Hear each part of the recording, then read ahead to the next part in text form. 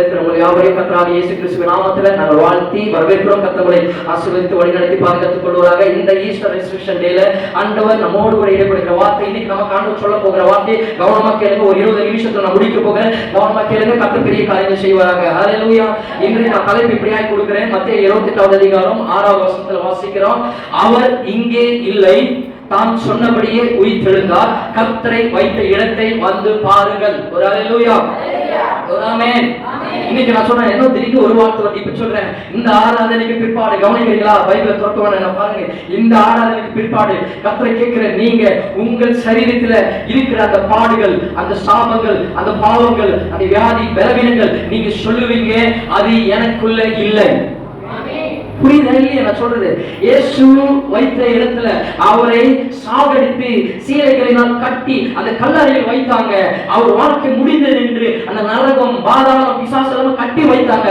ஆனா 3ஆம் நாளில் பார்க்கும் பொழுது அந்த இடத்தில் அந்த சரீரமாகி இயேசு கிறிஸ்து இல்லை. இன்னைக்கு உங்களை பார்த்து சொன்ன, உன்னை கட்டப்பட்டிருக்கிற கட்டுகள் இப்ப புரியணும், கவனிக்கணும். உன்னை கட்டப்பட்டிருக்கிற கட்டுகள் ஒரு பில்லிய சூனியமோ, செய்வினையோ, ஏவலோ, மாந்திரகமோ, வியாதியோ, பாவமோ, ஜென்ம பாவமோ, கர்ம பாவமோ, சாபங்கள், கர்ம சாபங்கள் இருக்கிறது. இதெல்லாம் உன் வாழ்க்கை, உன் கடன் பிரச்சனை, தரித்திரம், எதெல்லாம் உன்னை கட்டப்பட்டிருக்கிறதோ அந்த கட்டுகள் எல்லாம் இயேசுவின் நாமத்துல இந்த ஆராதனைக்கு பிற்பாடு நீங்கள் பார்க்கும்போது உன் சரீரத்தில் கட்டப்பட்டிருக்கிற அந்த வியாதி, அந்த பலவீனங்கள் எல்லாம் இந்த ஆராதனைக்கு அப்புறம் நீங்கள் பார்க்கும்போது அது உன்னிடத்தில் இல்லை என்று நீங்கள் சாட்சி சொல்லுவீங்க.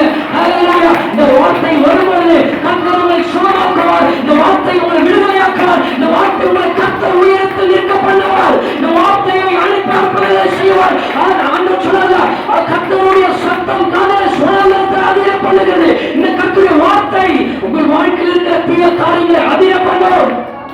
ஹல்லேலூயா.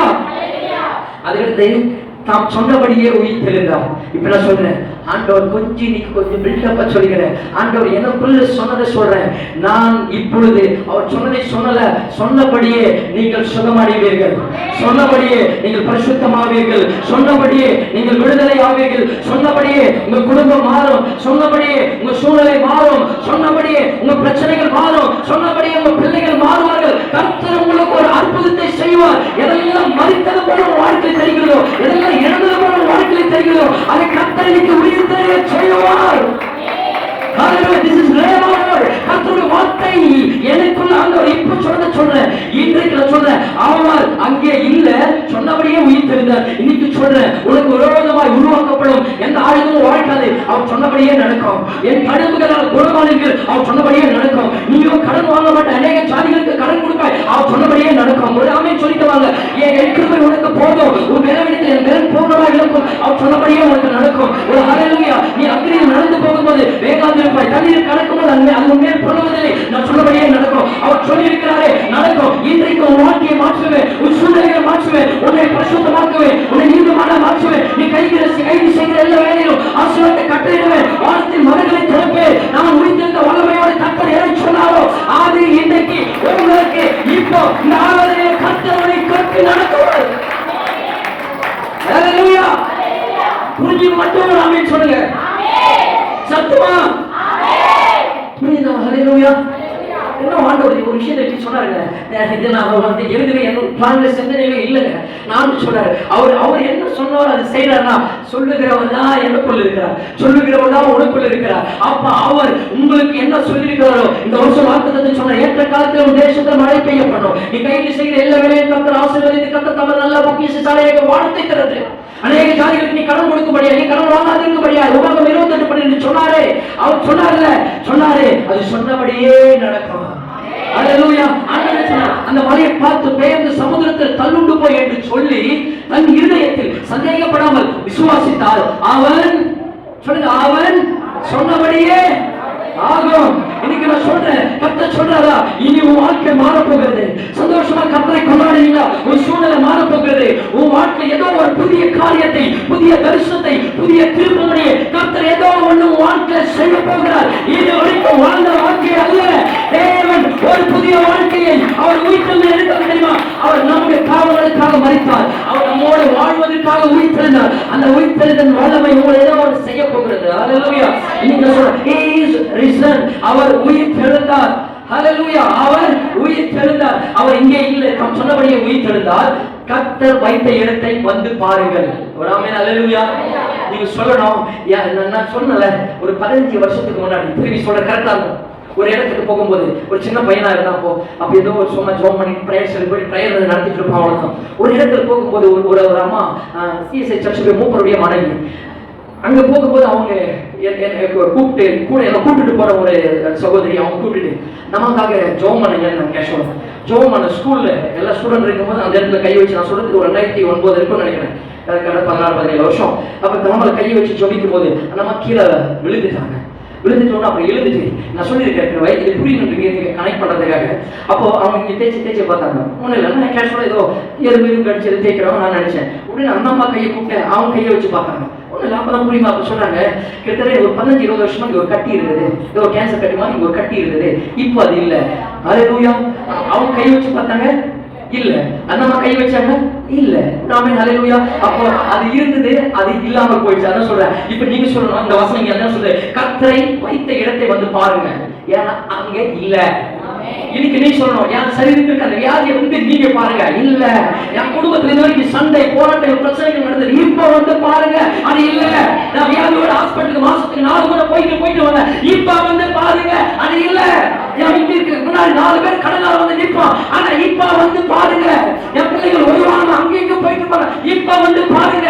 இதுதான் சாட்சி. அந்த சாட்சியோட வாழ்க்கை கர்த்தர் உங்களை கொண்டு நிறுத்துவார். நம்மளோட கவரி வரும். அல்லேலூயா. நேரம் ஓடிட்டே இருக்குது. நான் இன்னும் ஒரு பிரசவத்துக்குள்ளே வரல. அப்ப சொல்றேன், ஆண்டவர், நான் சொல்றேன், நீங்க ஆண்டவர் சவாலாய் ஆண்டவர் வார்த்தையை சொல்லி சொல்றேன், நீங்கள் பிறரை கூப்பிட்டு சொல்லும் போது உனக்கு இருந்த அந்த தீய காரியங்கள் இருக்காது, உன் அலைகளுக்கு அந்த பிசாசு இருக்காது, உன் அலைகளுக்கு அந்த வியாதி இருக்காது, உன் அலைகளுக்கு அந்த கடல் இருக்காது, உன் அலைகளுக்கு அந்த போராட்டம் இருக்காது, அந்த நெருக்கடி இருக்காது, அந்த உபத்திரத்தை இருக்காது. உன் கண்களால் பார்ப்பீங்க, மாம்ச கண்களால் அல்ல, உன் கண்களால் அதை பார்க்கும் போது உனக்கு இருந்த அந்த பிரச்சனை இருக்காது. நான் சொல்றேன், நீ தேடியும் அதை காணாதிருப்பாய், அந்த பிசாசை நீ தேடியும் காணாதிருப்பாய், அந்த வியாதி தேடியும் காணாதிருப்பாய். This is resurrection day. இதுதான் உயிர்த்தெழுதலின் வல்லமையுடைய ஆராதனை. இன்னொரு உதாரணம் சொல்றது ஞாபகம் வருது. 2005 வரைக்கும் இயேசுவை ஏற்றுக்கொள்வதற்கு முன்னாடி வரைக்கும் எனக்கு இந்த நெஞ்சு வலி இருக்கும், செஸ்ட் பெயின், ஊசி குத்துற மாதிரி இருக்கும், வலி இருக்கும். எல்லா ஹாஸ்பிட்டலும் பார்த்தாச்சு, இங்க இருக்கிற பள்ளிப்பட ஹாஸ்பிட்டல், திருத்தணி ஹாஸ்பிட்டல் எல்லாமே பார்த்தாச்சு. ஒன்னும் இல்லை. ஆனா வலி அப்பப்போ ஊசி குத்துற மாதிரி பயங்கரமா வலிக்கும், வேதனையோடு இருக்கும். ஆனா இயேசுவை ஏற்றுக்கொண்ட 2005 முடிவில் ஏற்றுக்கொண்ட பிறகு அது எங்க போச்சுனே தெரியல. கிட்டத்தட்ட இன்னைக்கு 20 வருஷத்துக்கு மேல ஆகுது. அல்லேலூயா. ஒரு 2010-11 ஒரு இடத்துல பிரசங்கம் பண்ணும்போது ஆண்டவர் அதை ஞாபகப்படுத்தினார், அப்படி ஒண்ணு உனக்கு இருந்தது, இப்போ இல்ல, அதை சொல்லுன்னு ஒரு சபையில சொன்னார். ஒரு அல்லேலூயா. அப்ப சொன்ன திருப்பி 2வது இப்ப நான் சொல்றேன். அப்ப என்ன அர்த்தம்னா, அது வரைக்கும் இருந்தது, அதுக்கடுத்து நான் தேடியும் இல்ல. 20 வருஷமா நான் தேடியும் அது எனக்கு இல்ல.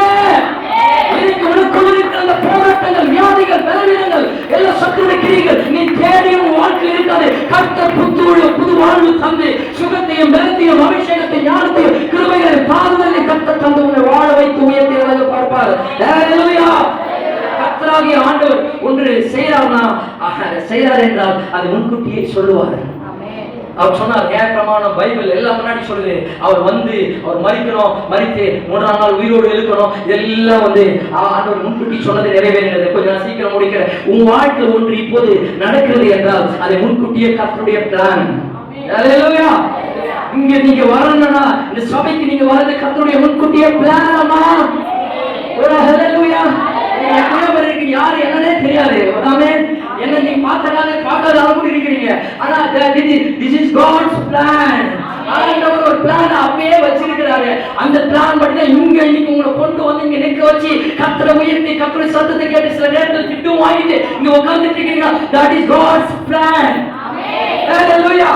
கர்த்தரை கொண்டு வந்திருக்கிறார், ஏதோ திட்டத்தை வைத்திருக்கிறார். நீ சொல்ற உங்க வாழ்க்கையில சில பிளான கர்த்தர் வைத்திருக்கிறார். சீக்கிரத்துல அந்த பிளானை கொண்டு கர்த்தரை உயர்த்தும் போது உன்னை அநேகர்கள் திரும்பி பார்த்து பொறாமைப்படும் அளவுக்கு கர்த்தர் உன்னை உயர்த்தி அழகு பார்ப்பார்.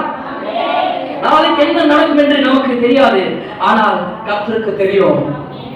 Hallelujah. That is God's plan.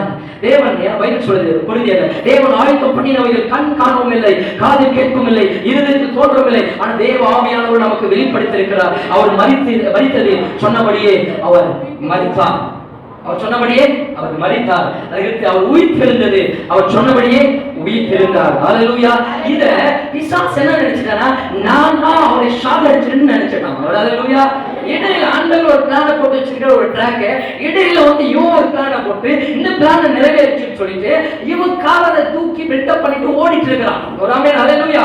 ஆனா அந்த கள்ள பேய்க்கு, அந்த சாத்தானுக்கு, சனி பிடிச்ச சாத்தானுக்கு தெரியல, பல்லு இல்லாத அந்த சாத்தானுக்கு தெரியல, ஒண்ணுமே இல்லாம சும்மா புஷு புஷுன்னு இருக்கானே அந்த பிசாசுக்கு தெரியல, ஒரு வார்த்தை சொன்னா அழுகுற அந்த கோலை பிசாசுக்கு தெரியல, அவனை நிர்வாண கோலமாக்கி சிலுவையில அவன் மேல வெட்டி சிறந்தார் என்று ஆண்டவர் சொல்லி இருக்கிறார். அவன் பல்லை பிடிங்கிற அவன் சர்ப்பமா இருக்கிறான், அவனுக்கு எந்த வல்லமையும் கிடையாது. இயேசு எல்லாமே பிடிக்கிட்டாரு. சும்மா நான் முதல்ல சொன்னல, கொஞ்சம் பில்டப் காட்டுவான், பாப்பா சிறந்த ஜோமனு அப்படி கண்ணா பாப்பா சிறந்த அப்படின்னு சிறந்த உன்னை என்ன பண்றவா, பிள்ளைகளை என்ன பண்றது அப்படி பில்டப் பண்ணுவான். ஆனா அவங்க கிட்ட சரக்கு இல்லை, எம்டி தான். ஹல்லேலூயா. பேஸ்மெண்ட் ஸ்ட்ராங் இல்ல, பாடி தான் கொஞ்சம் நிப்பான். இந்த குடிக்காரங்க பாத்தீங்கன்னா அப்படி இருந்தாலும் அப்படின்னுவாங்க. அது மாதிரி சொல்றேன், பிசாசு அவன் பல்லை பிடிக்கப்பட்ட சர்ப்பமா இருக்கிறான், அவன் ஒண்ணும் பண்ண முடியாது. ரொம்ப நாளைக்கு முன்னாடி சொன்னேன், அந்த 90 வயசு 100 வயசு கிழவனுக்கு தாத்தாக்கெல்லாம் பல்ல இருக்கா மொத்தம் கொட்டிட்டு இருக்கோம். அவங்க கடிச்ச எப்படி தெரியுமா இருக்கும், ரொம்ப சூப்பரா இருக்கும், மசாஜ் பண்ற மாதிரி இருக்கும். கையில மசாஜ் பண்ணாலும் நகை குத்தம், இந்த எலும்பு குத்தம். ஆனா அந்த அவங்க கிட்ட போய் கையை கொடுங்க, அப்படி கடிச்சாங்கன்னா மசாஜ் பண்ணுவாங்க, சொர்க்கமே வந்தாங்கன்ற மாதிரி அவன் அழகா இருக்கும். ஒரு ஹல்லேலூயா. அதே மாதிரிதான் பிசாசு, அவன் வந்து உன்னை என்ன கடிச்சாலும், உன்னை என்ன பண்ணாலும், உன் குடும்பத்தை அழிக்கிற, உன் பிள்ளைகளை அழிக்கிற, உன்னை இது பண்றனாலும் அப்ப அது கொஞ்சம் மசாஜ் பண்ற மாதிரி, அந்த மசாஜுக்கு என்னால முடியும் ஆண்டவரே, அந்த மசாஜ் தாமா பல்லெல்லாம் நான் பிடிக்கிட்டேன்னு அவர் சொல்றாரு. பல்ல விட்டு உனக்கு என்ன இருக்கும், அச்சோ துண்டு கால துணி கணப்ப குளத்துல முடிஞ்சிருப்பேன், ட்ராக்ல முடிஞ்சிருப்பேன், ஃபேன்ல தொங்கிருப்பேன், என் பிரச்சனை தாங்க முடியும் இதுக்கே அப்படின்ற பல்லு இல்ல உனக்கு. ஒரு ஹல்லேலூயா. நிர்வாண கோலம் சிலுவையின் மேல வெட்டி சிறந்தார், அவனை தொங்கை விட்டு வெட்டி சிறந்தார் என் ஆண்டவர். ஹல்லேலூயா. அதனால அவன் ஒண்ணு இல்லைங்க, அவன் வெத்துங்க, அவன் வெத்து. என் ஆண்டவர் தான் வெத்து. ஹல்லேலூயா. ஆண்டவராகிய இயேசு ராஜாதி ராஜா, யூத ராஜா சிங்கம், அவர் சாரோனின் ராஜா, பள்ளத்தாக்கில் 1000 சென்றவர், 10,000 பெரியவர், ஒருவராய் பெரிய காரியங்கள் செய்கிறவர், அவர் உயிர்த்தெழுந்த யூத ராஜா சிங்கம். ஒரு ஹல்லேலூயா. அப்ப மரணம் பிசாசு பிளான் பண்ணா அவரை நம்ம முடிச்சிட்டேன்னு நான் சொல்றேன், மரணம் அவரை தடுத்து நிறுத்த முடியவில்லை, அந்த பாதாளம் அவரை கட்டி போட முடியவில்லை, அந்த கல்லறை அவரை கூட்டு போட்டு லாக் பண்ண முடியவில்லை. Death could not hold him, hell could not tie him, a grave could not lock him. ஹல்லேலூயா. அந்த பாதாளம், அந்த மரணம் அவரை தடுத்து நிறுத்த முடியல. அதுதான் பவுல் சொல்றாரு, என்ன சொல்ற, மரணமே உன் கூரெங்க, பாதாளமே உன் ஜெயமெங்க, கிறிஸ்து எனக்கு ஜீவன். Hallelujah. Rejoice in the resurrection of Jesus Christ. இந்த உயிர்த்தெழுதலை நம்ம சந்தோஷமாய் ஆர்ப்பரிப்போடு கொண்டாடணும். This is day of celebration. So this is day of celebration. Celebrate பண்ணணும். Hallelujah.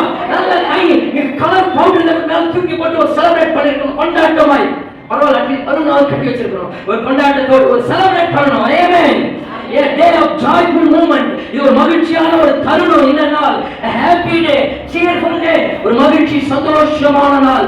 ஏன் கொண்டாட வேண்டும், ஏன் உலகம் முழுவதும் இந்த நாளை resurrection டேவாக கொண்டாடி கொண்டிருக்கிறார்கள் என்றால், அவர் சொன்ன துக்கத்திலிருந்து அவர் எழுந்திருக்கவில்லை, இல்ல வியாதியிலிருந்து அவர் எழுந்திருக்கவில்லை, இல்ல நித்திரையிலிருந்து அவர் எழுந்திருக்கவில்லை. அவர் சொன்னா ஏதோ உயிர் போய்விட்டது, உடனே உயிர் வந்து விட்டது அல்ல. ஹல்லேலூயா. ஹார்ட் அட்டாக் சில நேரத்துல வரும், வந்த உடனே என்ன பண்ணாங்க, உடனே சிபிஆர் கொடுப்பாங்க. சிபிஆர் கொடுத்த உடனே அவனை காப்பாத்துவாங்க. உயிர் போயிடும், ஹார்ட் அட்டாக் வந்தோம்னா நின்றும் ஆச்சு, உயிர் போயிடுச்சுனாங்க. உடனே சிபிஆர் கொடுத்துனா ஒரு 10-30 செகண்ட் போட்டு பம்ப் பண்ணி அழுத்துட்டாங்கன்னா அப்படின்னு எழுந்துப்பாங்க. ஒரு ஹல்லேலூயா. அப்படி அவர் எழுந்துக்கலாமா? ஹல்லேலூயா. அவர் கல்லர்கள் மத்தியில சொன்ன கலர்கள் மத்தியில தலையில முள் கிரீடம், கண்ணத்துல ஓங்கி 1000 ஒத்தன், முகத்துல காரி துப்புரா ஒத்தன், கண்ணை கட்டிட்டு அவன் சொல்றான், யாரு உன்னை அடிச்சது என்று நீ சொல்றேன்றான். ஒத்தனை சொன்னான், நீ உண்மையான கடவுள் இருந்த கடவுள் பீத்தலா சொல்லிட்டு இயேசு இயேசுன்னு இன்னைக்கு நிறைய பாரு உன்னை பார்த்து சொன்னோம். இயேசு இயேசுன்னு போயிருக்கு, உடனே இயேசு இயேசு ஜோமனி ஒரு வாரம் விடாம சர்ச்சுக்கு போனே, நான் மாசத்துக்கு ஒரு முறை தான் போறேன், நல்லா இருக்கும் பாரு, நீ வந்து ஈடு போயிட்டு அப்படின்னு சொல்லுவான். அப்படிதான் ஆண்டவர் சொன்னாங்க, நீ உண்மையான தெய்வமான சிலுவையிலிருந்து இறங்கி வா என்று சொல்லி தன் கடையை சொன்னான். அதெல்லாம் அவர் பொருட்படுத்திக் கொள்ளாம நமது கடைசி சுத்த ரத்தம் சிந்த சிந்த சிறுவில் ஜீவனை கொடுக்கிறாரு. ரத்தம் எல்லாம் சிந்தப்படுகிறது. அப்பொழுது செக் பண்ணி பார்ப்பதற்காக ஒரு வீடு ஈட்டியை எடுத்து இந்த பக்கம் வலதுபுறமா வலதுபுறம் ஈட்டியை எடுத்து இந்த பக்கம் குத்துறாங்க. குத்தும் பொழுது விட்ட ஸ்பீடுக்கு ஏன் ரத்தமெல்லாம் போயிடுச்சு, எம்டியா இருக்கிறது, விழாயம் இருக்கிறது, ஸ்பீடுக்கு என்ன பண்றாங்க, குத்துன உடனே இந்த இதயத்துல வந்து கிழித்து இதயத்திலிருந்து தண்ணீர் வெளியில வருது. ரத்தமெல்லாம் வெளியில போயிடுச்சு, இதயத்தில் மட்டும் கொஞ்சம் தண்ணீர் இருந்தது. இங்க குத்தனை ஈட்டி இந்த பக்கம் இதயத்தை கிழித்து இதயத்திலிருந்து தண்ணீர் வந்தது. அந்த தண்ணீர் குத்தனா பார்த்தீங்களா, அவன் அப்படியே முழுங்கல் படித்து இயேசுவே நீதான் மெய்யான தேவன் என்று சொன்னார். ஹalleluya, இதுதான் ஜீசஸ். நீங்கள் நல்லவரமா சொன்னா இல்லையே ஆண்டவர் அவனை குத்தனவனையும் ரட்சிக்க செய்தார். ஹalleluya, ஆமென். குத்தனவர்கள் அவர்கள் திரும்பி பார்த்தார்கள் என்ற வேதம் சொல்ல நிறைவேற்றக்கதாய் அவன் அன்னைக்கு ஆண்டவரை ஏற்றுக்கொண்டு கதறி அழுதான். ஒரு ஆமென், ஹalleluya. அவருடைய ஜீவனை விட்டுட்டாரு. மூன்றாம் நாள் அவர் என்ன பண்றாரு, சிங்கமா யூத ராஜ சிங்கமா அவர் கம்பீரமாய் உயிரோடு இருந்து உலா வந்தாருங்க. ஹalleluya. நான் சொல்றேன், ஒரு நாள் வரும், இந்த நாள் அந்த நாள் நீங்க சிங்கமாய் யூத ராஜ சிங்கத்தின் பிள்ளையாய் கம்பீரமாய் நடக்கிற நாள் வந்து கொண்டிருக்கிறது. ஹalleluya. அது கல்லறை வந்து தெரியுமா, கல்லறை பூட்டி ரெண்டு காவலர்கள் நடுவில் கல்லறை பூட்டி கல்லு பெரிய கல்லு வைக்கிறாங்க. ஒரு ஆள் ரெண்டு ஆள் தள்ள முடியாது, 4 பேரால் தள்ள முடியாது. காவல் வைக்கிறாங்க. உன் என்ன காவல் பிசாசு போட்டாலும் ஆண்டவருக்கு முன்னாடி ஒன்றுமே இல்லை. ஒரு ஆமென், ஹalleluya. கல்லறை பூட்டி 2 காவலாளிகள் வைத்தோம். தாம் சொன்னபடியே அவர் உயிரோடு இருந்தது. அவர் சிங்கனா ஆட்டமணிக்க கல்ல தள்ளி இருக்குது. இவன் பார்த்து மிரண்டு நிற்கிறான், என்ன நடக்குதுன்னு. அவரை தூக்கி அவரை எழுப்பிடத்துக்கு வரவேற்கிறதுக்கு ஒரு தேவ தூதர்கள் கூட்டமே பட்டாளமே வந்திருக்கிறது. அவர் எழுந்து அவர் வெளியே வருகிறார். அவர் ராஜாதி ராஜா, அவர் யூத ராஜ சிங்கம். ஹalleluya. அப்போ அந்த உயிர் தெழுதல் நாள் எப்படி கொண்டாடாம இருக்க முடியும்? எப்படி அந்த உயிர் தெழுதல் நாள் என்னால் கொண்ட முடியல, ஆனால் கத்தாம எப்படி இருக்க முடியும்? ஹalleluya. என் அப்பா மரிச்சாரு, என் அப்பா மரிச்சு 3ஆம் நாள் உயிரோடு இருந்தார்ல. This is a rejoice, happy, joy, cheerful என்னென்ன வார்த்தைகள் இருக்கிறதோ இதெல்லாம் சொல்லி நாம கொண்டாட வேண்டும். ஆமென், ஹalleluya. ஒரே ஒரு வார்த்தை விஷயம் சொன்னா உங்களுக்கு புரியும். இந்த சிலுவையில் வார்த்தை சொன்னா ஒரு காரியம் உங்களுக்கு சொல்லணும். நீங்க உண்மையான கடவுள் வந்து இறங்கி வாங்கணும். சில நேரத்தில் நம்ம தான் கடவுள் அந்த இடத்துல இருந்தா என்ன பண்ணிருப்போம் கேட்டதுக்கு, உண்மையான கடவுளா இருந்தா இறங்கி வாங்க என்ன பண்ணிருப்போம், இறங்கி வந்துட்டு பாருங்க நான் கடவுளா இல்லையா, ஆனா அவங்க இறங்கி வரல. அதுதான் கடவுளுக்கும் நமக்கும் உள்ள ஒரு வித்தியாசம். ஒரு ஆமென், ஹalleluya. கிண்டல் அடிச்சாங்க, என்னன்னா பண்ணி அவர் இறங்கி வராது இருந்தாரு. நம்ம நேரத்துல நம்ம ரோசம் சோழன் இருக்கு. சில நேரத்துல சர்ச்சைக்கு வரமாட்டோம், ஏதாவது சொல்லிட்டு அவரே சொல்லிட்டாரு, அந்த மாதிரி சொல்லிச்சு நான் சர்ச்சைக்கு வரமாட்டேன், அது வராதுன்னு சொல்லிச்சு நான் வரமாட்டேன். ஆமென். அவர் வான்னு சொல்லி அவர் வரல, அவருக்கு ரோசம் இல்லை, அவரை விட ரோசம் நான் சொல்றேன். ஆமென். அப்படி இல்லை சொல்ல வரேன், உங்களை சொல்லல, சிலருக்கு இருக்கும்போது சொல்றேன். ஆமென், ஹalleluya. அப்ப சொல்லும்போது இதுக்கு ஒரு ஆப்போசிட்டா ஒரு உதாரணம் சொல்ல முடியும். அவர் இறங்கி வரணும், அவர் இறங்கி வரணும். ஒரு ஆப்போசிட்டா ஒரு உதாரணம் சொல்றேன். ஒரு பெரிய பள்ளம், ஒரு கிணறு, பள்ள கிணறு. அதுல ஒரு தவறு என்ன பண்றது, எப்படியும் தடுமாறி கீழே விழுந்துச்சு, கிணத்துல விழுந்துச்சு. அப்ப என்ன பண்ணுதுன்னா அந்த கிணத்துல இருந்து அது மேல குதிக்க ட்ரை பண்ணுது. மேல பறந்து ஜம்ப் பண்ணது வர முடியல. ஒரு 10-20 தவளைகள் சத்தத்தை கேட்டு வந்து கிணத்து சுத்தி நின்றுகிட்டு அப்போ அதை பார்த்து சொல்லிச்சு. என்ன சொல்லிச்சுன்னா, உன்னால வர முடியாது, என் அப்பா அங்கதான் விழுந்து செத்து போயிட்டாரு, என் அண்ணா அங்கதான் விழுந்து செத்து போயிட்டான், எனக்கு தெரிஞ்ச ஃப்ரெண்ட் அங்கதான் விழுந்து செத்து போயிட்டான், இதுல விழுந்தவங்க ஒருத்தனும் உயிரோடு எழுந்து வரல, நீ அங்கதான் சாவ, நீ ரொம்ப எல்லாம் முயற்சி பண்ணாத வேஸ்ட், அதுவே இரு, உன்னால ஒண்ணும் பண்ண முடியாது, உன்னால வர முடியாது சொல்லிச்சு. இது குதிக்கு மேல வந்து திருப்பி போகுது, உன்னால வர முடியாது இப்படி சொல்லிட்டேன். நண்பர் திடீர்னு என்ன படிச்ச, மேல ஜம்ப் பண்ணி வந்துருச்சு. எல்லாம் பத்து சுத்தி பார்த்து நீங்க என்னடா மிரக்கல் மேல வந்துருச்சு, கூட முயற்சி பண்ணிட்டு. அப்ப உடனேதான் அந்த தவறை கேட்கும் போது சொல்லிச்சா, எப்படி வந்து என்னன்னா நீங்க என்ன சொன்னீங்கன்னு காது கேட்காது. ஒரு ஆமென். அந்த தவறை சொல்லிச்சா, எனக்கு காது கேட்காது, நீங்க இப்படி சொல்றதுனால முயற்சி பண்ண ட்ரை பண்ணுன்னு சொன்ன மாதிரி இருந்துச்சு. அதனால நான் ட்ரை பண்ணி குதிச்சு மேல வந்தேன். அவங்க பேச்சை கேட்டிருந்த அந்த தவறு அங்கே செத்து போயிருக்கணும். இன்னைக்கு உன்னை சுற்றி 10 பேர் சொல்லுவான், உன்னால முடியாது, உன்னால ஆகாது, உன் சம்பளம் அவ்வளவுதான், உன் குடும்பம் அவ்வளவுதான், உன் பிள்ளைகள் அவ்வளவுதான், உன் பேக்ரவுண்ட் அவ்வளவுதான், நீ அவ்வளவுதான் அவ்வளவுதான் அவ்வளவுதான் சொல்லுவான். அப்ப நீ என்ன பண்ணும்? காது கேட்காத மாதிரி அவன் அவ்வளவுதான் அவ்வளவுதான் சொன்னா அவன் இன்னும் மேல கூப்பிடறான், நான் இன்னும் மேல போகணும், இன்னும் அவசரமா போகணும் அப்படின்னு அதை காதுல வாங்காம இன்னும் உழைக்கணும், இன்னும் கஷ்டப்படணும், இன்னும் ஓடணும், இன்னும் கடவுளுக்காக வாழணும், இன்னும் கடவுளுக்காக செய்யணும் அப்படின்னு நீ ஓடிட்டே இருந்தா ஒரு நாள் மேல நிற்பீங்க. உன்னை சுற்றி 1000 பேரும் உன்னால முடியாது என்று சொல்லும்போது நீ சொல்லணும், தாவீதை போல தன்னை தானே திடப்படுத்திக் கொண்டா என்றது போல நீ சொல்லணும், என்னால முடியும், என்னால ஆகும், என்னால நடக்கும், கர்த்தர் என்னோடு இருக்கிறார். ஆனா இவன் அதை சொல்றான், அவன் இதை சொல்றான், இவங்க அதை சொல்றாங்க. யாரு சொல்றது காது கொடுத்து கவனிச்சுனா நீ மேல வர முடியாது. பக்கத்துல சொல்லுங்க, அவன் பேச்சை கேட்டா மேல வர முடியாது. அவன் இதை சொல்றான், என்ன திட்டா, என்ன இதை பண்ணிட்டோம், என்னால முடியாதுன்றா, மேல வர முடியாது. அல்லேலூயா. அப்போ ஒருத்தவனை திட்டுறான், உன்னை பேசுறானா காது கேட்காத மாதிரி இருக்கணும். கேட்பீங்களா? இங்கே மட்டும்தான். அங்க வெளியில போனா அவன் திட்டுற ஒரு வார்த்தை திட்டுற 40 வார்த்தை வெளியில வரும். அவன் ஒரு அடி அடிச்சு சிக்க முடிய பிடிச்சி 40 அடி அடின்னு அடிப்போம். ஏய் போகும்போது சண்டை ஒரு அல்லேலூயா இங்கே வரும். நீ கேட்கணும் கொஞ்ச நேரம் இங்கே சாப்பாடு நேரத்தில் நிறைய பிசாசு போராட்டத்தை கொண்டு வருவேன். சாப்பிடும் போது ஏதாவது ஒரு பிரச்சனை கொண்டு வந்துருவோம். திடீர்னு வீட்டுக்குள்ள போகிறதுக்குள்ள ஒரு பிரச்சனை, ஏற்கனவே சொன்ன மாதிரி கணவனோ மாமியாரோ ஏதோ ஒரு பிரச்சனை கிடைக்கும். உடனே சிலருக்கு ஆட்டோவில் போகும்போது சண்டை, சில கணவன் மணி பைக்ல போகும்போது சண்டை. எவன் எது பார்த்தாலும் ஏதாவது கொண்டு வந்து நீயா நானா பார்க்கலாம் மாட்டீங்கன்னு மனசுக்கு அப்படியே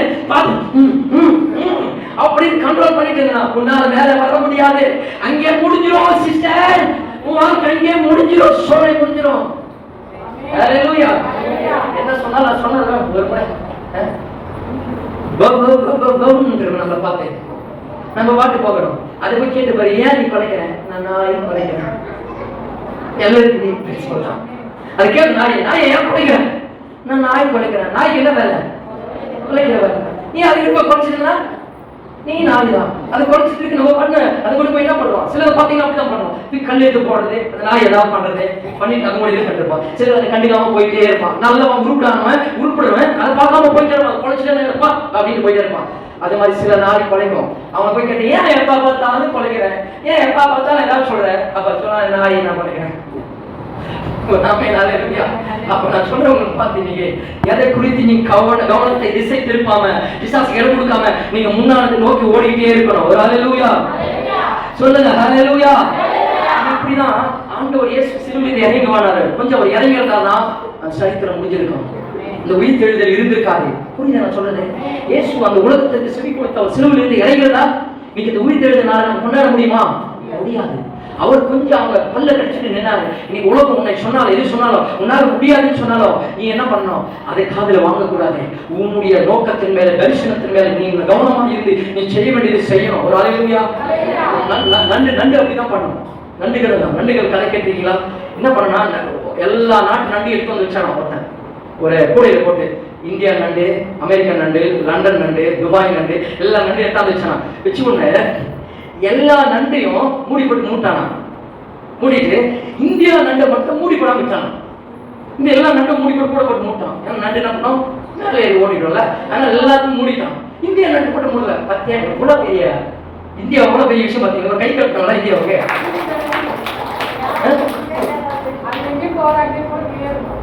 அப்படி இல்லை. ஏன் போகுது என் வீட்டில் ட்ரை பண்ணி பாருங்க போகும். இன்னும் சொல்ல நான் தெரிஞ்சிச்சு, நானும் பார்த்த பரவாயில்ல தெரிஞ்சிருக்கேன். என்னன்னா கேட்டேன், ஏன்டா எல்லா நண்டு கூட நண்டு மூடிட்டு இந்த நண்டு கூட மட்டும் மூடலாம், மற்ற நண்டெல்லாம் ஏறி மேல வந்துடும், இந்த நண்டு ஏறி மேல வரும், ஆனா கீழே இருக்க நண்டு அது இழுத்து கீழே விட்டுரும். புரியுதா? மற்ற நண்டெல்லாம் ஏறி மேல போயிடும் குதிச்சு, இந்த நண்டு மட்டும் மேல ஏறும், கீழே வந்து காலை இழுத்து விடுவான், மேல ஏறும் கீழே காலை இழுத்து விடுவான். அதனால அது மேல வருங்க தைரியமா விட்டுட்டு நம்ம வேலையை பார்க்கலாம் அப்படின்னா. நீங்க அதான் இன்னைக்கு நம்ம இந்திய மக்கள் மொத்தம் மேல ஏறணும் ஆட்டோமேட்டிக்கா கீழே இழுத்துட்டான். அவனை வந்து பிசாசு என்ன நேரத்தில் பிசாசு ஒண்ணுமே பண்றது இல்லை. சொன்னா பிசாசு அவன் சும்மா இருப்பான், கீழே இருக்கிற காலை வச்சு இழுத்து விடுவான். ஒரு அல்லேலூயா. பாத்தீங்களா? நம்ம வேலை செய்யற இடத்துல, குடும்பத்துல, ஸ்கூல்ல, எங்க எடுத்தாலும் எவனா ஒருத்தர் சும்மாவே நம்ம காலை கூட இழுத்துட்டு நம்ம கஷ்டம் 4 அடி வைப்போம். எப்படி சொல்லுவோம்ல, ஒரு முனையா ஒரு ஜானியர்னா ஒரு மனம் செலுக்கிற மாதிரி இழுத்து விட்டுட்டு இருப்பான். ஒரு ஆமென் ஹல்லேலூயா. அப்படிதான் நம்ம மக்கள் இருக்கிறாங்க. ஆனா அவங்களுக்கு முன்னாடி நம்ம என்ன பண்ணோம், எதையும் காதுல வாங்கி கொள்ளாம இயேசு எப்படி அந்த சிலுவையில ஆண்டவருடைய சத்தத்தை மட்டும் கேட்டுட்டு இந்த சேவகருடைய சத்தத்தை கேட்காம அவர் திட்டத்தை நிறைவேற்றி முடித்தாரோ. என் மக்கள் இங்க உட்கார்ந்து என் சத்தத்தை கேட்கிற நீங்க ஒரு சில நாட்களில் ஆண்டவர் உங்களுக்கு வைத்திருக்கிற திட்டத்தை நோக்கத்தை முடித்துட்டு நான் முடிச்சேன் என்று சொல்லிட்டு வாழ்விலும் நீங்கள் உயர்ந்திருக்கும்படியா செழித்திருக்கும்படியா உயர்வான ஸ்தானங்களில் அநேகருக்கு சாட்சியாக வாழ்ந்து முடிக்கணுங்க. வாங்க வேண்டியது வாங்கணும், விற்க வேண்டியது விற்கணும், முடிக்க வேண்டியது முடிக்கணும். சீக்கிரம் வீட்டு மேல வீட்டை பிரதிஷ்டை பண்ணணும், காரு வாங்கணும், வீட்டை கட்டணும், இடத்தை வாங்கணும், ஆண்டவருக்கு ஊழியத்தை செய்யணும், சில காரியங்கள் செய்யணும். ஹல்லேலூயா.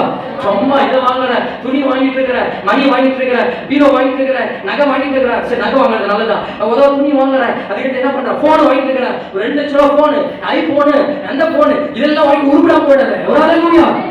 தேவையானதை வாங்கி வாழ்ந்து கத்துடைய காரியங்கள் நிறைவேற்றோம். நீங்க நான் சிம்பிளா சொல்றேன், இயேசு உயிர்த்தெழுந்தால் என்றால் நான் எப்படி செலிப்ரேட் பண்ண வேண்டும் என்று நான் உங்களுக்கு கற்றுத் தருகிறேன். நம்முடைய இருதயம் எப்போது பொழுது விட்டு எரிய வேண்டும். ஒரு ஹல்லேலூயா.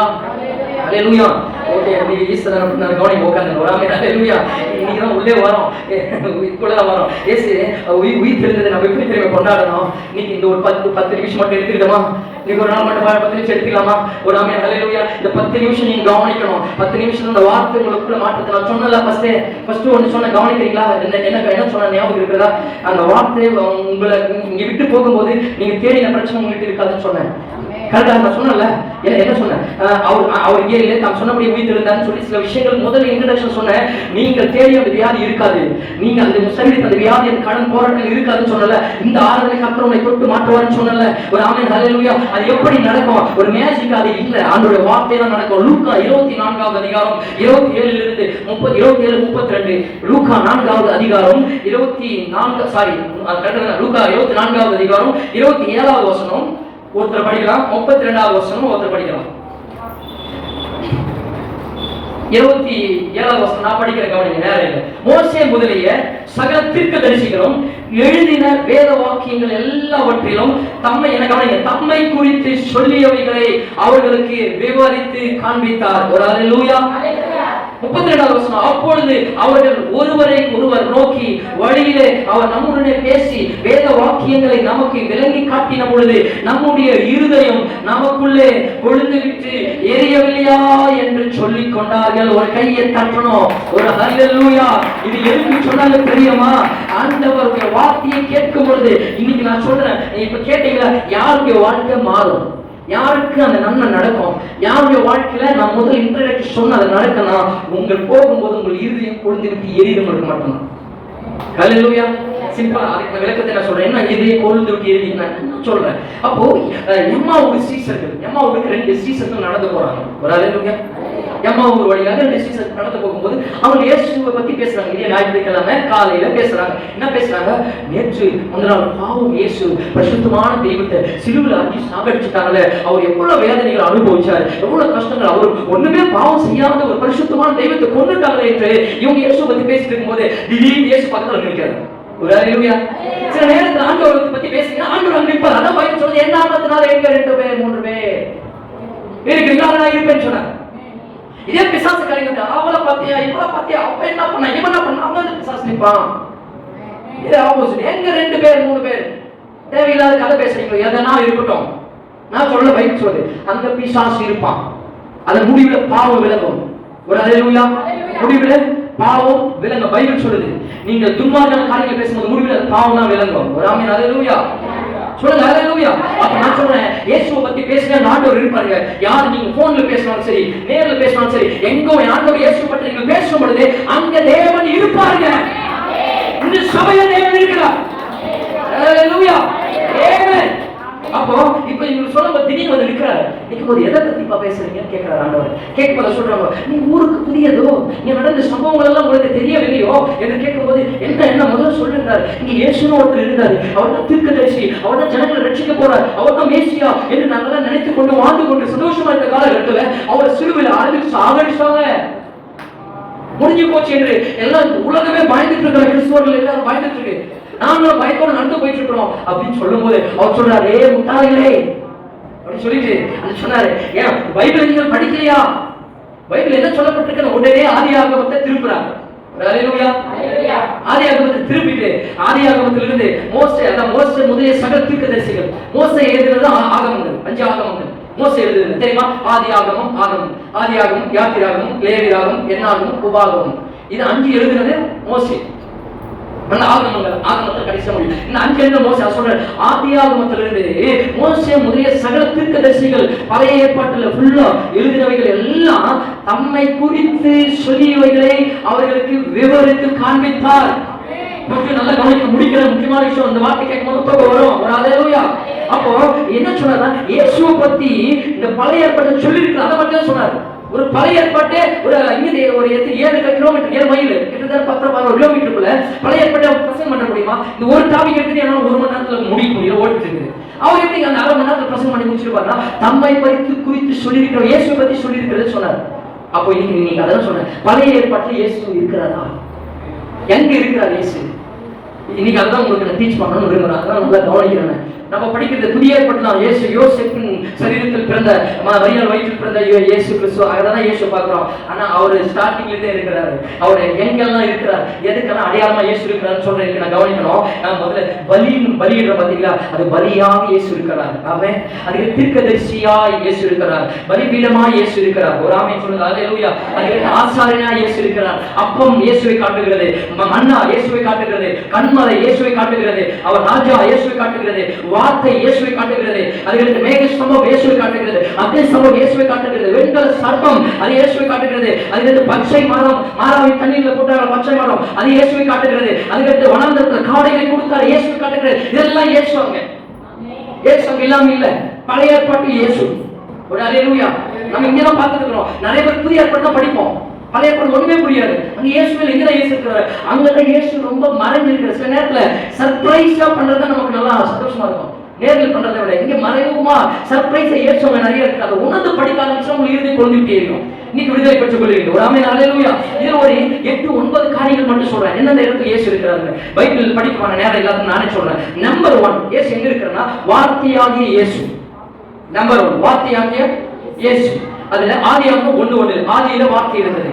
அந்த இதே யோவான் 1:1 படிச்சீங்கன்னா அங்கேயும் அதுதான் ஆதியில வார்த்தை இருந்தது. ஒரு அல்லேலூயா. அப்போ ஆதியில இருந்த வார்த்தை யாரு? ஆண்டவராகிய இயேசு. யோவான் 1:1 சொல்லுது, ஆதியில வார்த்தை இருந்தது, அந்த வார்த்தை தேவனிடத்திலிருந்து, அது தேவனாகவே இருந்தது, சகலம் அவரால் உண்டானது ஒன்றும் அவை அல்லாமல் உண்டாகவில்லை. அந்த வார்த்தை மாம்சமாகி கிருபையும் சத்தியமும் நிறைந்தவராய் நமக்குள்ளே வாசம் பண்ணுகிறார் என்று 10ஆம் வசனம் சொல்லியிருக்கிறது. இப்ப புரிஞ்சிச்சியா? அந்த வார்த்தையா இந்த மாம்சமாய் இயேசு இந்த பூமியில வந்தார். ஒரு அல்லேலூயா.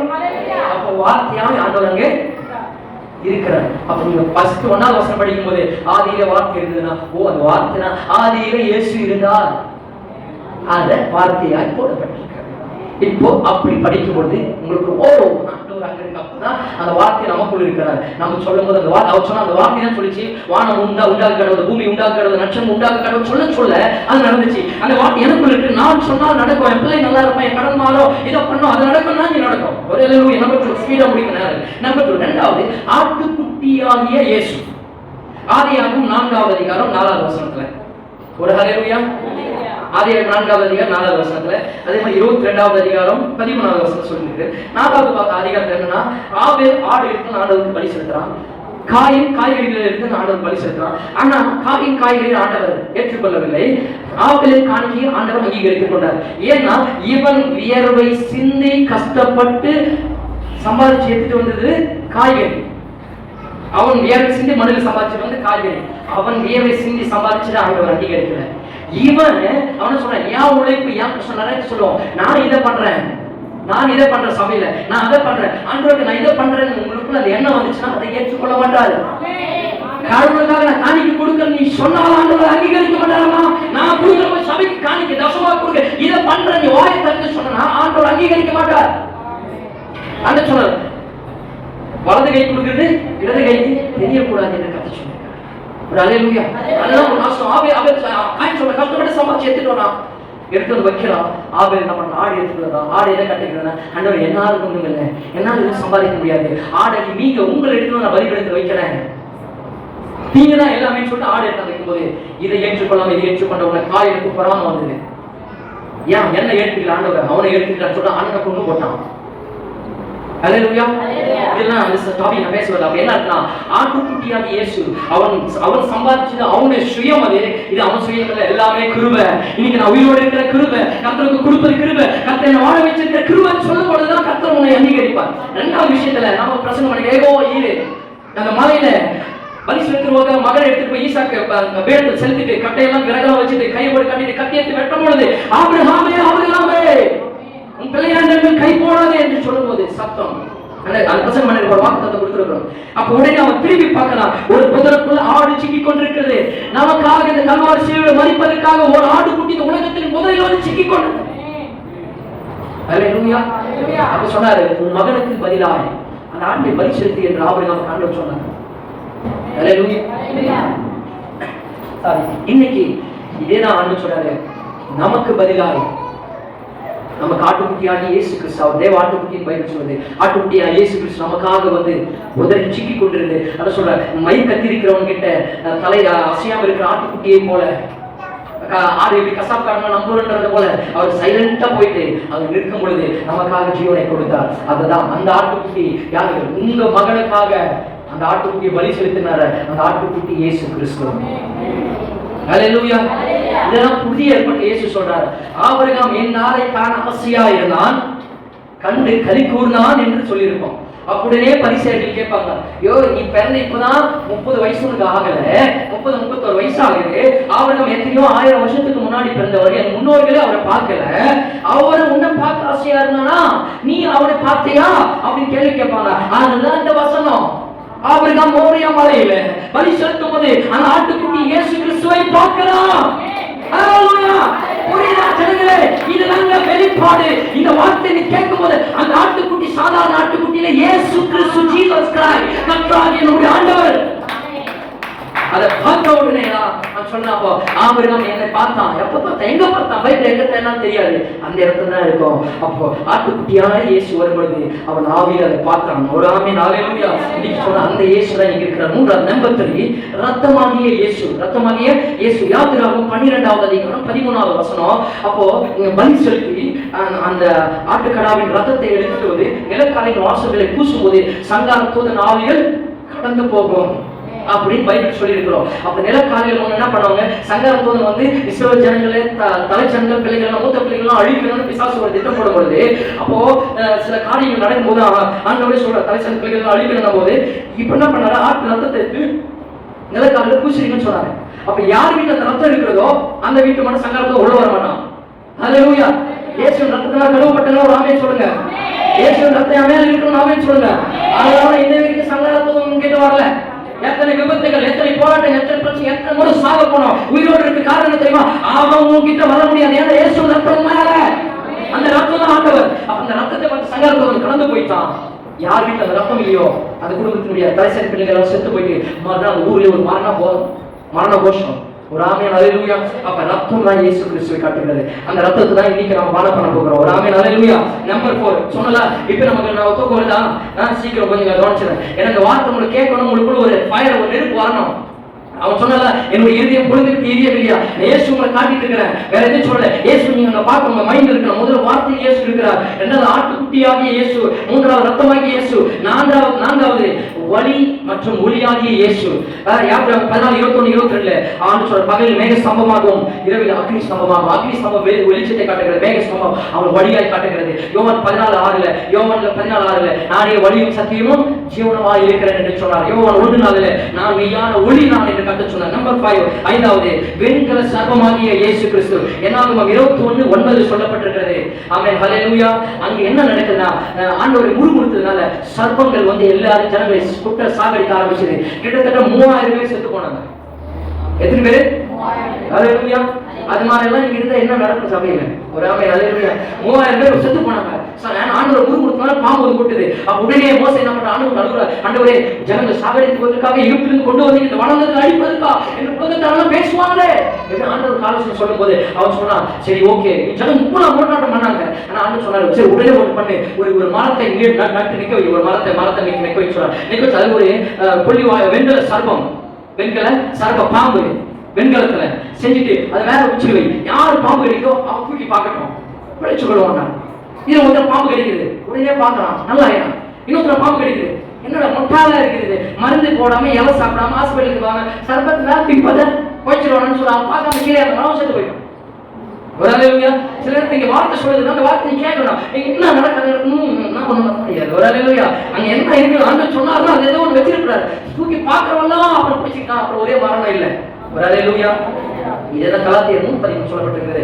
மரத்திலே தூக்கப்பட்ட எவனும், இந்த மரத்திலே தூக்கப்பட்ட எவனும், சிலுவையின் மரத்தில் தூக்கப்பட்ட எவனும் சபிக்கப்பட்டவன் என்று எழுதியிருக்கிறது என்று சொன்னார். அப்ப நமக்காக அவர் சாபம் பண்ணார். அந்த வெண்கல சபமாய் கத்துறாங்க, அடையாளமா இயேசு கிறிஸ்து அங்கே இருந்தார். அல்லேலூயா.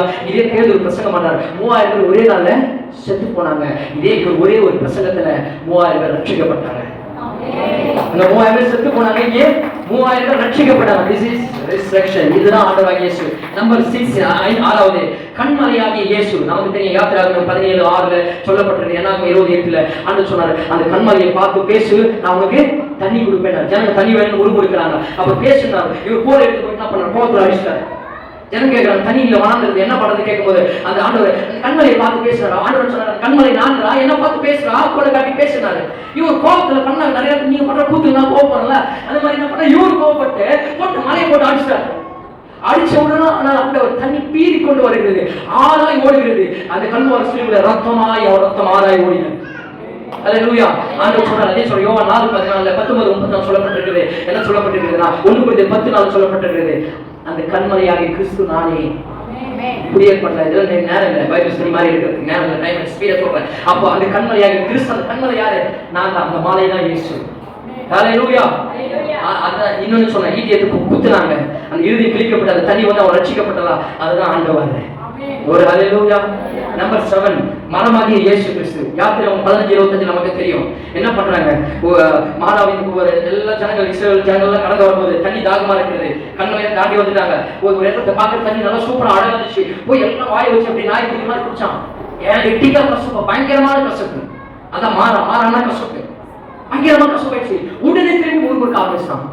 ஆண்டவர் போய் மோசே பார்த்து, என்ன நீ எங்க சாகரித்தீங்க, எத்தவொடனே சாகரித்தீங்க அவனை காணல் கொண்டு போனாங்க. இதுக்கு நான் சாகரத்துக்கு நானும் சாகர உன்னை கொண்டு போக மாட்டேன். சொன்ன உடனே என்ன பண்ண ஆண்டவர், அங்க பக்கத்துல ஒரு மரம் இருக்குது, அந்த மரத்தை வெட்டி அந்த தண்ணியில் போடுறார். அந்த மரம் நான். லூக்கா 23:31 சொல்லப்பட்டிருக்கிறது. பச்சை மரத்துக்கு இதை செய்தார்கள், பட்ட மரத்துக்கு செய்யாமல் இருப்பார்கள் என்று அந்த மரமாகி இயேசு கிறிஸ்துவை காட்டுகிறது. அப்ப அவர் இயேசு கிறிஸ்துவை தூக்கி அந்த தண்ணியில போட்டாங்க. அந்த கசப்பான மாறாவின் தண்ணீர் மதுரமாய் மாற்றிருந்தது. இன்னைக்கு கசப்பா இருக்கிற உங்க வாழ்க்கையில இயேசு உள்ள போட்டீங்கன்னா உங்க வாழ்க்கை ஸ்வீட்டா மாறும். நாம நான் சொல்ல முடியாது, கணவன் மனைவிக்குள்ள இயேசு தூக்கி போடுங்க, குடும்பத்து பிள்ளைகளுக்குள்ள இயேசு தூக்கி போடுங்க, உங்க ஊழியத்துல இயேசு தூக்கி போடுங்க, உங்க வேலையில இயேசு தூக்கி போடுங்க. எந்த இடத்துல கசப்பு இருக்கிறாங்க இயேசு போட்டீங்கன்னா ஸ்வீட்டா மாறும். அல்லேலூயா. அந்த மரம் தான் இயேசு. நம்பர் 8 மன்னவாகிய இயேசு. உடனே கேட்கிறாங்க, நான் பச்சை காய்கறிகள் சாப்பிட்டு எனக்கு போர் அடிச்சிச்சு, எனக்கு சாப்பாடு நல்ல ஒரு சாப்பாடு வேணும், நான் அங்கேயாவது நாங்க சாப்பிட்டு இருந்தேன், இதை சாப்பிட்டு இருந்தா உடனே முழுக்க வச்சு சொல்லுவாங்க, நான் சர்ச்சைக்கு வராத முன்னாடி நல்லா இருந்தேன், என் வீட்டுல அப்படி இருந்தேன். சில சொல்லுவாங்க, என் ஆத்தா வீட்டுல என் பாட்டா வீட்டுல நான் எப்படி இருந்தேன் தெரியுமா, எப்படி வச்சுதான் தெரியும், அப்பா தெரியும், பார்த்தாங்க தெரியும். இங்க வந்து கஷ்டப்படுறாங்க. ஒரு ஆமென் அல்லேலூயா. இந்த மாதிரி என்ன பண்ணா, எகிப்தில நான் நல்லா இருந்தேன், அங்கேயே சாப்பிட்டு இருந்தேன் ஆவும் சொன்னான். அப்புறம் ஆண்டவர் பரலோகத்தில் தேவ தூதர்கள் உண்ணுகிற உண்ணாவை திறந்த யாத்திராகமத்துல 16, 14, 15 சொல்லப்பட்டிருக்கிறது, 31 சொல்லப்பட்டிருக்கிறது. அவர் வானத்திலிருந்து மன்னாவை இறக்கி ஜனங்களுக்கு மன்னாவை கொடுத்தார். அந்த மன்னா தான் இயேசு. இதுதான் புதிய ஏற்பாடு. யோவான் 6:30 சொல்லப்பட்டிருக்கிறது, ஜீவ அப்பம் நானே, அந்த மன்னா நான் தான் என்று ஆண்டவர் சொன்னார். இயேசுவை புசித்தார்கள், இன்னைக்கு அதை தான் புசிக்க போகிறோம். அவருடைய சரீரத்தை புசிக்க போகிறோம். அன்றைக்கு மன்னாவாகி இயேசுவை புசித்தார்கள், இன்றைக்கு அவர் சரீரமாகிய இயேசு கிறிஸ்து சரீரத்தை இன்னைக்கு திருவிருந்து நாம புசித்து நம்ம ரத்தத்தை பானம் பண்ண போகிறோம். ஹல்லேலூயா. மன்னாதான் இயேசு. நம்பர் 9 லாஸ்ட் முடிச்சிட்டேன். மாம்சமாகிய இயேசு கிறிஸ்து. ஏன்னா 11:31 சொல்லப்பட்டிருக்கிறது. உடனே நம்மால் கேட்டான், என்ன கேட்டா தெரியுமா, எல்லாம் சாப்பிட்டோம், வாயெல்லாம் நம்மமான்னு இருக்குது, எனக்கு கறி கொடுத்துருக்கலாம்ல அப்படின்னு கேட்டான். ஒரு ஆமென். நிறைய கேட்பாங்க, அதனால சிஸ்டர் நீ கறி செஞ்சு எடுத்துட்டு வந்திருக்காங்க. ஒரு ஆமென். எப்ப வந்து ஏன் போடுகின்ற மாதிரி ஒரு மைண்ட் வாய்ஸ் கேட்க எனக்கு வந்து இருக்காரு. ஒரு ஆமென். இதே ஆண்டவர் பார்க்கறாரு. அப்போ என்ன பண்ணாரு, எங்களுக்கு கறி வேணும்னாரு. உடனே ஒரு காட்டு ஒரு பக்கமா திருப்பி வனாந்தரத்துல காடுகள் வந்து குவியலாய் குவிந்தது. 30 லட்சம் பேருக்குமா காடு, 6 லட்சம் புருஷர்கள் கிட்டத்தட்ட 30 லட்சம் பேர். கரெக்ட், 30 லட்சம் பேருக்கு காடை கொடுக்குற ஆண்டவர். அல்லேலூயா. எல்லாமே காடெல்லாம் நல்லா சாப்பிடலாம். இதெல்லாம் சொல்லப்பட்டிருக்கிறது யோவான் 6:51. என் மாம்சத்தை புசித்து என் ரத்தத்தை பானம் பண்ணுகிறவனுக்கு நித்திய ஜீவன் உண்டு என்று சொன்னார். அப்ப அந்த மாம்சமாகிய இயேசு கிறிஸ்து அந்த காடையாக இயேசுவை காட்டுகிறது. ஹல்லேலூயா. இன்னைக்கு அந்த மாம்சத்தை தான் நம்ம புசிக்க போகிறோம். ஆமென். உங்கள் இருதயம் கொழுந்து விட்டு எரிய வேண்டும் இந்த உயிர் தெழுதல் ஆராதனையில. ஒரு ஆமென். அப்ப இயேசு எல்லா இடத்திலும் பழைய ஏற்பாட்டில் இருக்கிறார். ஒரு ஆமென். புரியுதா? கவனிக்கல எழுதி இருக்கிறார். நம்ம சோமனை குடிக்கலாம். ஒரு ஆமென். ஹல்லேலூயா.